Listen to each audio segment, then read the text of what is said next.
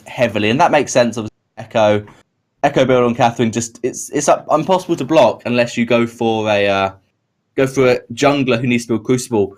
The Idris ban obviously makes sense. We didn't see him a lot yesterday, and I'm very surprised with that Celeste first pick.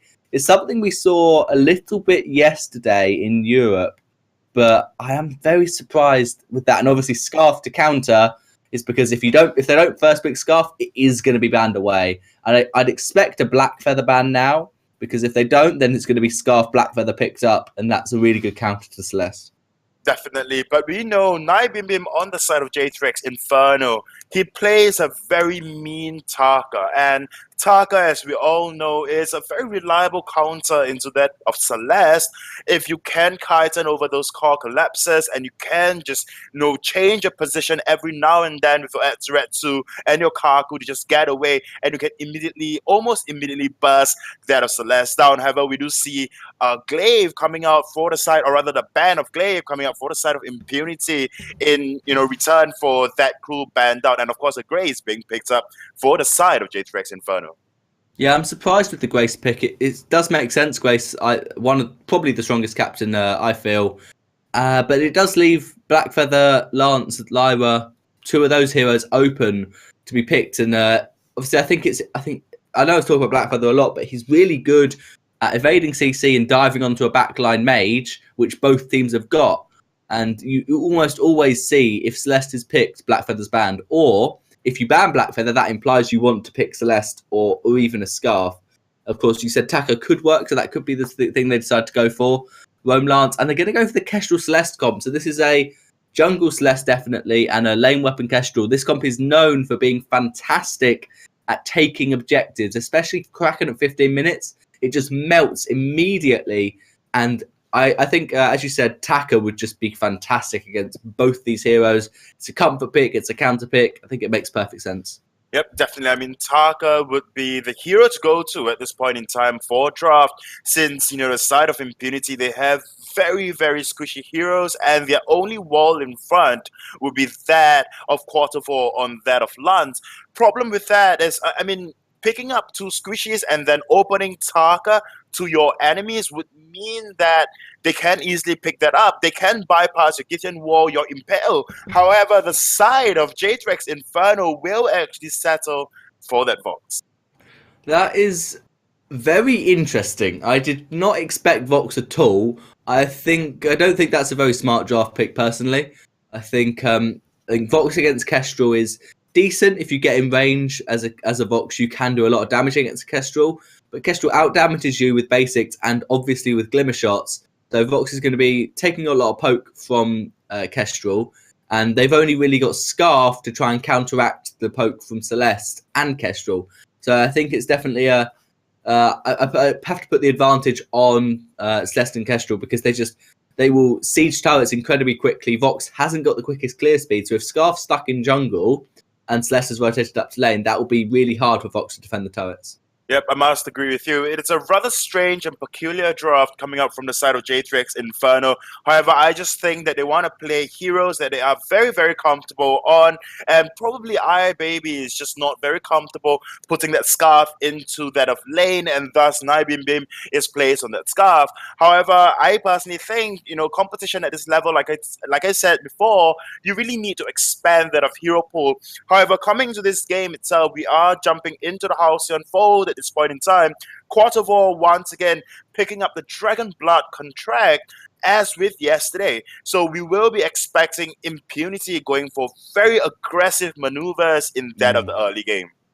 Looks like both teams are going to be aggressive and go towards the Elder Treant. Quarter4 with that Dragon Blood, going to probably try and pocket. Misses the Impale, so Quarter4 going to take a lot of damage. Fan the flames from Scarf, doing a lot of work. Scarf can use the boots actually to try and secure this kill. Spitfire doesn't quite do enough, and now Defq trying to get those glimmer shots in. Now J3X Inferno should freely be able to get two Treants, one away from Impunity and the Elder, whereas Kestrel smartly is deciding to just go for the lane. Go to lane, try and push it. He actually can't push the lane because he doesn't know where the members of J3X Inferno are. He thinks maybe they're waiting in the bush to come and kill me. We have no vision. We have no map control. And so he is forced to just back off and farm slowly. But Celeste gets the kill. Scarf died to the Elder Treant, and Kahlua had to secure that. That's not a way you want to give up first blood, Luxuria. That is not indeed, and that was, I guess, just overconfident as to your tankiness as a Scarf. But all in all, it is 300. Grace is like full health as well. Just let the Grace tank it. I guess, decision making is one of the things that J3X doesn't excel at. But all in all, I guess it will not affect them all too much. We do see a 100 gold lead for the side, or rather, at this point in time, very even in terms of gold lead. But I want to point out of a point that you pointed out earlier on, and that would be that Castro just does so well against Vox in that early game. And I must agree with you on that, because very simply, because DevQ on this Castro, he's very comfortable on this Castro, and on top of that as well, the amount of burst from Weapon Castro in that early game just outscales Vox's damage. However, Vox can actually build a very early Poison Shift that way, just to counteract the burst coming up from Castro and just to help with the sustain in that of lane. Yeah, I think Vox might get a Poison Shift. It's likely, even though there aren't any healers, it's just useful against the Eve that Celeste is going to build, and that's going to be Baby get pushed back by the Githian wall. But who's in trouble? It is Quadrivoire. One basic attack does secure the kill. DevQ gets a stun with the active camera, but it's not enough. Kahlua still alive. Baby very healthy, and there's an Iron Guard contract on Kahlua, so they're going to be able to regen health. Celeste trying to come up to lane to give DevQ a bit of a hand, and he's going to be able to farm under turret. Nibin Bim going to rotate out. Nice Spitfire onto DevQ. All the minions have gone, so nothing really going to come out of this except the fort here. Yeah, this will really just go down to Blue City, but Blue City's on the chase for Kahlua. He wants to go in, and Kahlua is going to fall with the Impale. One more Heliogenesis able to secure the kill. There's some nice vision actually from Quadrivoire. We saw that scout trap yesterday, and it's in exactly the same place, and it worked extremely well. It does indeed, and I must say, it's a rather weird, I will not say it's a weird position to put your scout trap, but honestly, in that path itself, it reveals a lot because of the rotations, and on top of that as well, it allows the entirety of Impunity to see where you are as a team. So, and Impunity, they are known for the sentry rotation of sorts, and thus having a scout trap there just gives them more control over the enemy's jungle. And I'm quite surprised because I'm sure J3X Inferno, if they've watched yesterday's matches, would have probably just popped that scout trap there, but unfortunately that is not the case. However, we do not see the aggression coming up from Impunity like that of yesterday when they had the Scarf and Castro pump. Instead, it is a rather passive game all in all, and honestly they just want Blue City to really farm up, get the level 8, get the extra range on Heliogenesis before they actually want to commit to anything by the way they are playing at this point in time. Yeah, Impunity are free to just wait for the power spike on Celeste. I think that would be a smart move, and it looks like Baby could be going for the Breaking Point Double Tyrants build on Vox. I think that it's quite a good build, and it's seen quite a bit of an emergence given the nerfs to Tension Bow and Poison Shiv. People have gone back with the extremely old and old Breaking Point Double Tyrants. It does work, and it will deal a lot of damage if you can build up those Breaking Point stacks on Lance. Only problem with this build is obviously in a 1v1 against Kestrel, Vox will have no chance unless he's already built up 7-8 Breaking Point stacks before the fight starts. Or maybe Baby watch a little too much EU and wants to replicate Tricky on that Vox. Maybe so, maybe not, I'm not sure, because Tricky came out with a build, double Tornado Trigger, Tension Bow and Breaking Point, a lot of attack speed, and as long as there's a lot of meat in front to soak up damage, well, just hold my point. Yeah, it was, but that was a Tension Bow first in that build, I'm pretty sure, and Breaking Point was the 4th item he picked up. Yeah. So it's more of a burst Vox build, which could work against this Kestrel. Maybe Baby's gone, okay, I can just copy this build and change the build order, but we'll just have to wait and see. Lance has got his Fountain, so that's reasonably late, but there weren't any real big team fights, so Quadrivoire won't be caught out for not having that early. Although J3X Inferno pushing the turret, nice glimmer shots, 300 crit, but that turret is so low. Dragon Ball contract on Kahlua will not be popped in time, and that turret is about 5 HP away from dead, but it is alive, and there is no minion wave to push. Lukesty's back in lane and almost level 8, so this is really good for Impunity. They haven't lost much time. Double impale, double stun, actually blocked up by Baby very nicely. That is going to be a miss. on the knockup. Quartervar forced to use the fountain on himself. Lovely Solar Storm picking 2 members of J3X Inferno and the Impale. Should be a kill. No, Kahlua boots away, able to survive. And now DefQ is going to push the wave. Baby is unable to do so because he's very low and has to back off because he's Vox, hasn't got that range. Kahlua within a glimmer shot of death, possibly. And it looks like Impunity wants to do their own turret. Lovely core collapse. Should be a death of Sniping Bim. And it will with the basic attack from Celeste. And they do not juggling turret aggro the best. The minions are almost going to fall. That is a half health turret for J3X Inferno. And actually Kahlua using the ultimate. But both teams are backing off. And that should be okay. Yeah, but Baby at this point in time is in a position to actually push this turret, and I'll be surprised if the side of J3X Inferno will not. However, Baby will take the last hit on that turret, leaving, and this is quite the change up, the shake up that we were expecting coming up from J3X Inferno. Like before the game even started, you were saying that J3X Inferno might just take 1 game away from Impunity, and whether or not the training, the 10 to 11 hours of practice and Vainglory would just be counter-reactive to, getting better at the game rather than just stressing your head out.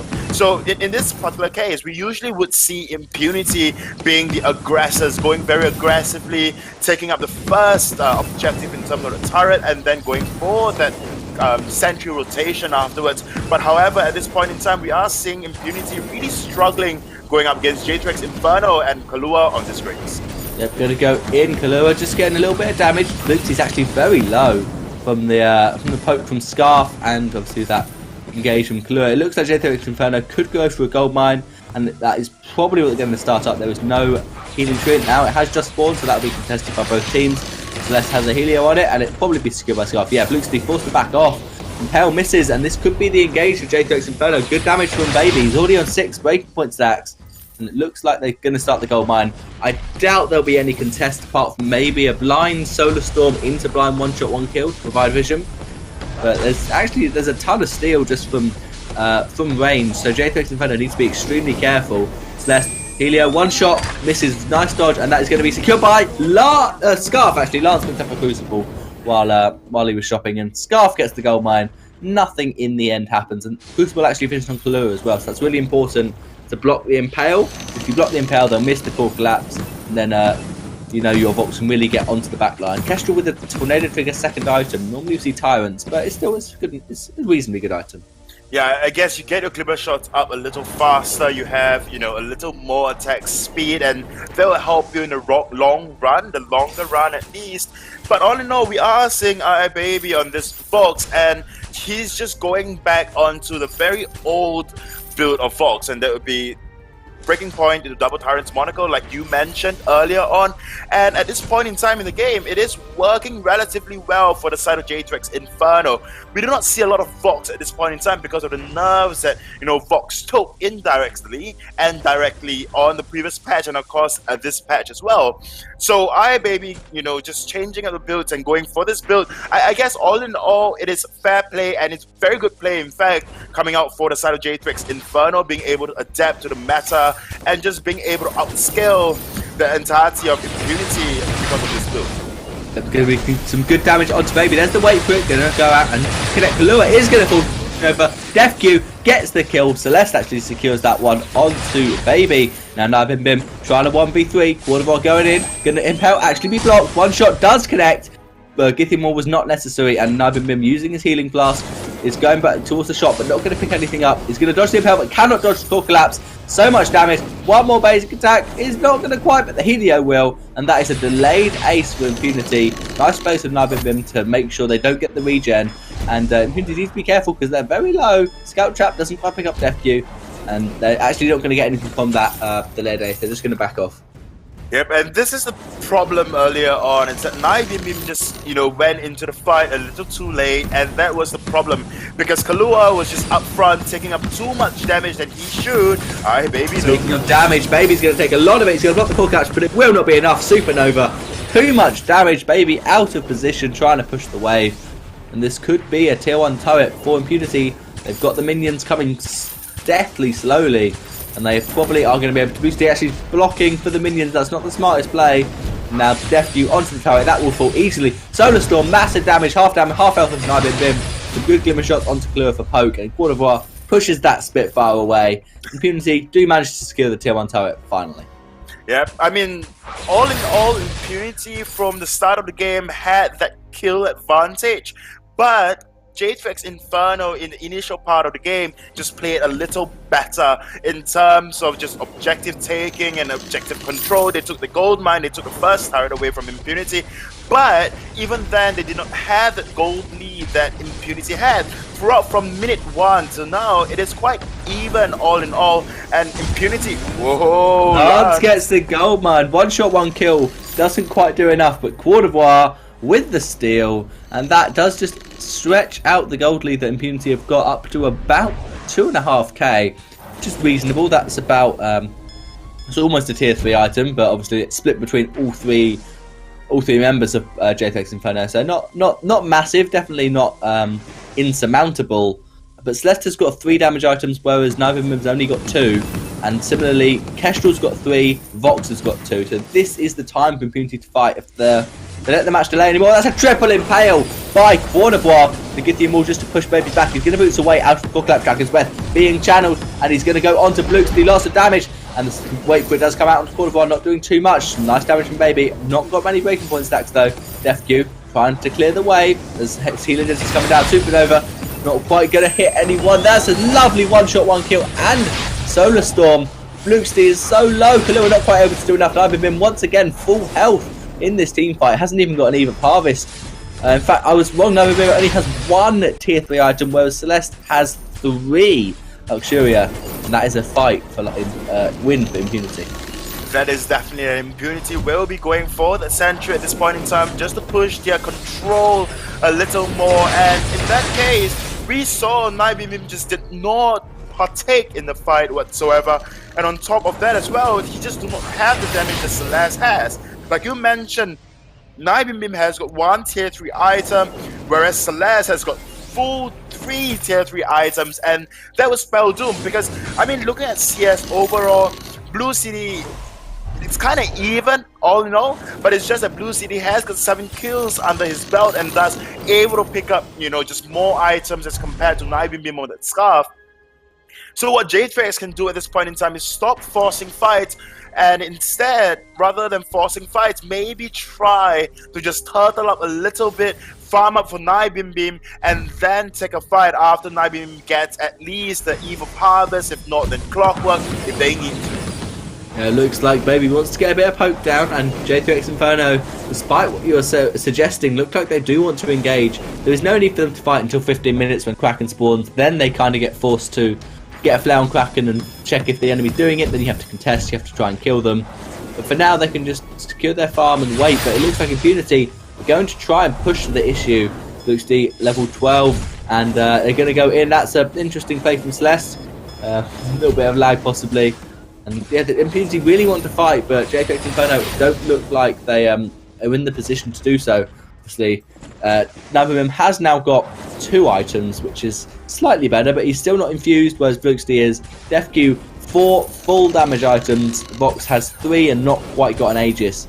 This is going to be a very stutter step heavy Kestrel build with 2 tornado triggers as opposed to 2 Tyrant's Monocles. It's still 100% crit chance, but it's just a lot more attack speed and stutter stepping as opposed to glimmer shots. Yeah, I guess you only have 4 bursts of glimmer shots, or rather 4 glimmer shots for your burst damage, whereas for Castro himself as hero, but I'll just have to hold that thought, but maybe I'll continue. So for Castro as a hero, your basic attack just deals so much more damage as compared to Vox. Like you mentioned earlier on, it's that Vox with this particular build would not have enough damage whatsoever, and on top of that, he does not have the sustain the traditional Vox build has, like the point shift into breaking point, and then of course the tension bow. So with that build, Vox has got sustain, can stay in fights for a longer period of time, whereas Baby on this particular build do not have the sustain that point shift provides, and on top of that as well, he needs that burst, he needs to build up, but the entirety of J3X Inferno, the team comp itself, do not quite allow that breaking point build up for Vox. Yeah, and J3X Inferno were trying to do a sneaky turret push, but Quart d'Ivoire just stalling the minions well enough, so that was not possible. And it does look like J3X Inferno have map position despite being behind in gold, so that's a good rotation from them, but they do want to back off now. There's no need for them to get in a fight where Impunity can just retreat to their sentry. You want to be able to back off yourself and not give up the ace. I think it's just both teams want to position around back and keep vision control. Quadrivar is actually way behind on vision compared to what Kahlua is doing. Kahlua is buying many more scout traps.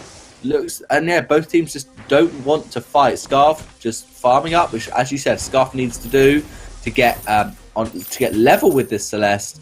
And it is quite ridiculous how Celeste is just completely at item ahead of Scarf, despite there wasn't much of a gold lead before.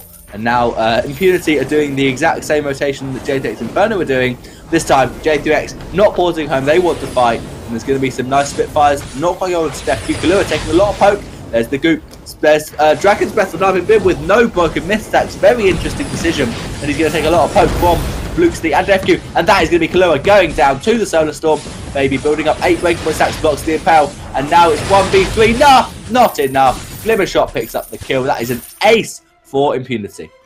That is an ace for Impunity, and Impunity will go on to take this turret and possibly the second turret, or rather the anchor turret for J3X Inferno as well. DefQ has got a damage, have got double turrets Monaco, double tornado trigger, and of course one turret Monaco. Just look at the amount of damage that he has. So like said, with the amount of CCs coming out from the entirety of J3X Inferno, you would think that they would have the upper chance. They have one very reliable silence in terms of wait for it on Fox, and on top of that as well, Kahlua has got the stun up, or rather the knockup coming out from Grace's Holy Nova. But for me, just watching all the fights that has been unraveling, it just seems that the entirety of J3X Inferno is just not using those CCs that they have. One shot, one kill comes out. And Baby's going to get nice breaking point stacks onto Quadrivar, up 7. Now Kestrel's there. Baby needs to change target. Silence does land onto Quadrivar, but Kestrel is going to do so much work onto Kahlua and Baby. Scarf has to Dragon's Breath away. He knows he's dead. We know he's dead, and that will be game 1 going to Impunity. That would be game 1 going over to Impunity, but I must say, in that of the early game, J3X Inferno definitely played well.